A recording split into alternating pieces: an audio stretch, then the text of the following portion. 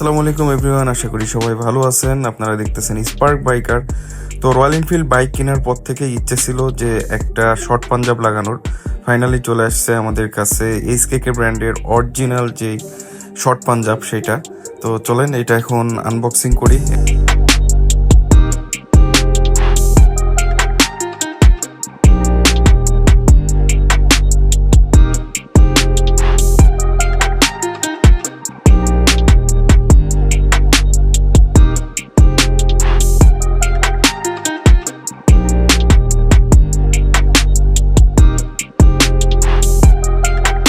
Short Punjab লাগানোর জন্য চলে আসলাম আমাদের উত্তরবঙ্গের বিখ্যাত মেকার চান ভাইয়ের কাছে, চান সর্দার অটোজে।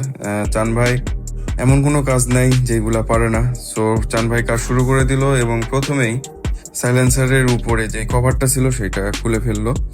এরপরে সাইলেন্সারের জয়েন্টের নাট এবং পর্যায়ক্রমে পিছনের যে অংশটায় আটকানো থাকে সেটাও খুলে ফেললো। কিন্তু একটা বিপত্তি বেঁধে গেল যে আমরা কিছুতেই সাইলেন্সারের জয়েন্টটা খুলতে পারতেছিলাম না। নাট খোলার পরেও সেটা অনেক চেষ্টা করে খোলা যাচ্ছিল না, কিন্তু কোনো কাজই অসম্ভব না। চান ভাই উপস্থিত বুদ্ধিতে সেটা খুলে ফেললো। আর এখন সেই কাঙ্ক্ষিত মোমেন্ট যেটার জন্য আমি অধীর আগ্রহে ছিলাম।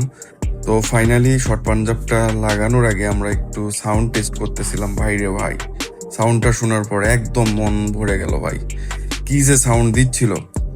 তো সাউন্ড শোনার পর ফাইনালি এখন একদম শর্ট পাঞ্জাবটা ইনস্টল করার পালা।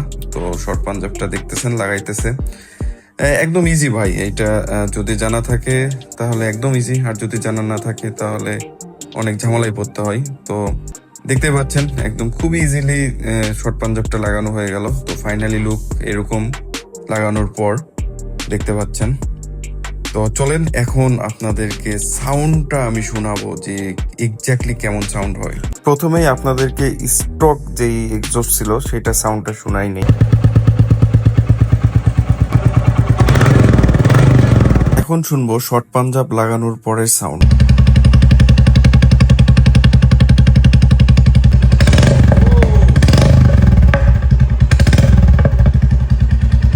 সো বুঝতেই পারতেছেন শর্ট পাঞ্জাব লাগানোর পর সাউন্ডটা কতটা লাউড এবং সাউন্ডে একটা বেস দিচ্ছে, যেটা কানে ধরে না বাট একদম বুকে দিক দিক দিক দিক করে।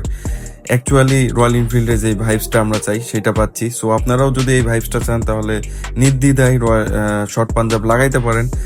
আজ এই পর্যন্তই, আবার দেখা হবে নেক্সট কোনো ভিডিওতে। ততক্ষণ ভালো থাকবেন, আল্লাহ হাফেজ।